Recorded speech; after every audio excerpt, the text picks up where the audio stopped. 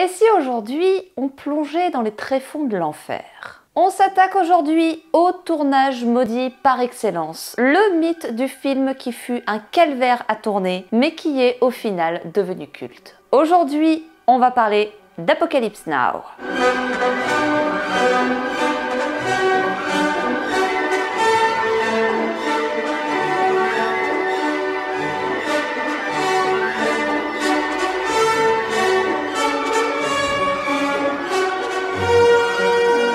Dans l'histoire du cinéma, il existe des films que l'on qualifie de cultes aujourd'hui, mais qui ont eu des débuts chaotiques. Généralement, cela vient de plusieurs choses, que ce soit une pré-production qui commence mal, un tournage dans des conditions insupportables, ou même parfois un réalisateur dépassé par les événements. Et Apocalypse Now a réussi l'exploit de réunir ces trois facteurs en même temps. Tout commence au milieu des années 70 après la sortie du Parrain. Le film sorti en 1972 était un vrai défi pour Coppola et les producteurs, mais le Parrain ayant rapporté un peu plus de 135 millions de dollars, la Paramount fut rassurée. Enfin, jusqu'à ce que Coppola se pointe avec son nouveau projet début 75, un film de guerre.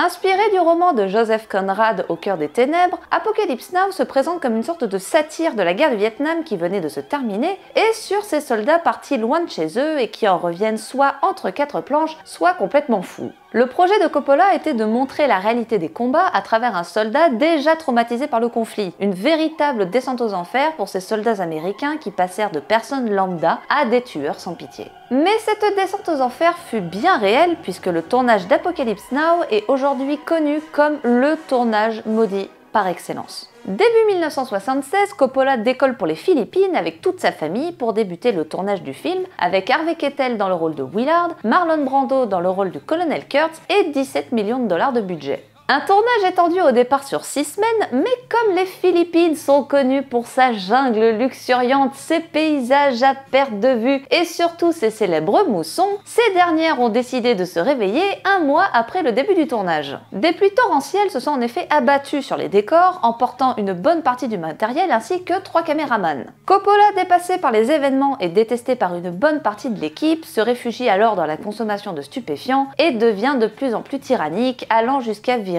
Harvey Keitel pour le remplacer par Martin Sheen pour le rôle de Willard. Alors que le tournage fut interrompu en mai 1976 à cause de la mauvaise météo, privant l'équipe du film d'eau et d'électricité, Coppola se rendit aux États-Unis afin d'obtenir un budget plus élevé avec dans ses valises plus de 90 heures de rush. Cependant, seules 8 minutes furent utilisables et gardées au montage. En juillet 1976, le tournage reprend aux Philippines dans une ambiance tendue à tel point que Martin Sheen a hésité à rejoindre l'équipe de peur de mourir d'une maladie ou simplement de folie. 2 mois plus tard, l'acteur Dennis Hopper rejoint le casting dans le rôle d'un journaliste accro à l'alcool et aux psychotropes, et pour bien rentrer dans la peau de son personnage, Hopper décida tout simplement d'arrêter de se laver, dégoûtant ainsi toute l'équipe de tournage. Cependant, en matière de situations immondes, le tournage atteint son point de non-retour en octobre 1976. Les décorateurs du film achevaient de construire le fameux repère du colonel Kurtz, interprété par Marlon Brando, et pour apporter un aspect terrifiant et anxiogène, les responsables des accessoires décidèrent de mettre des mannequins à taille humaine dans le décor. Mais au moment de tourner les scènes, une odeur ignoble envahit le plateau, accentuée par la chaleur environnante, provoquant plusieurs malaises au sein de l'équipe, à tel point que la femme de Martin Sheen présente sur le plateau demanda aux techniciens d'arrêter de tourner.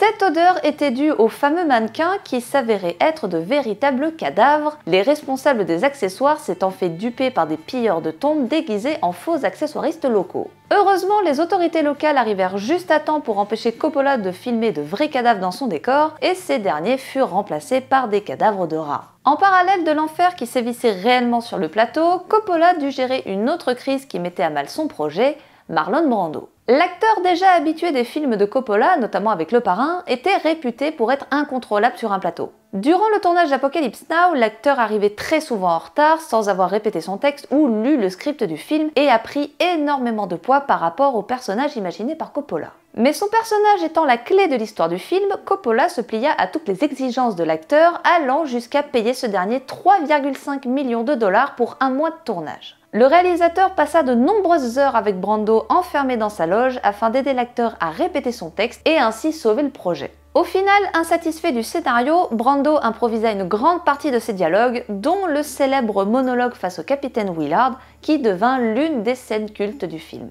Une fois ces scènes tournées, Brando rentra aux États-Unis, laissant un Coppola épuisé d'un tournage catastrophique qui empirera en mars 1977 lorsque Martin Sheen fut victime d'une crise cardiaque, interrompant une nouvelle fois le tournage. Un coup dur de trop pour Coppola qui fut victime d'une crise d'épilepsie, terrifié à l'idée de perdre son acteur principal ainsi que des millions de dollars dans un projet beaucoup trop ambitieux pour lui. Mais au mois de mai 1977, le tournage d'Apocalypse Now se termine et Coppola rapporta plus de 250 heures de rush et une dette de 17 millions de dollars.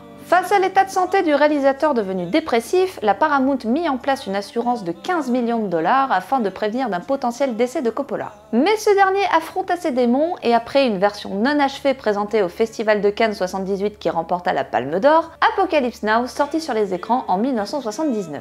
Le film est devenu instantanément un chef-d'œuvre de par son sujet et son histoire, mais également par son tournage dont les histoires et les légendes urbaines continuent de circuler encore aujourd'hui, près de 40 ans après la sortie du film.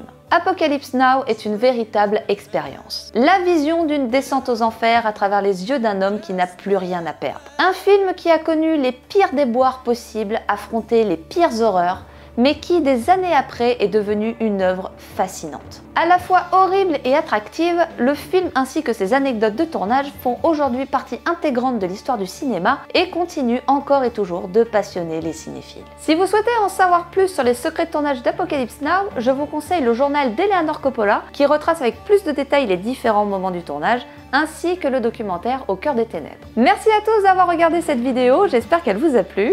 N'hésitez pas à liker la vidéo, à laisser un commentaire et comme d'habitude à la partager sur tous les réseaux sociaux. Sur ce, je vous dis à très vite pour une nouvelle vidéo. Allez, ciao!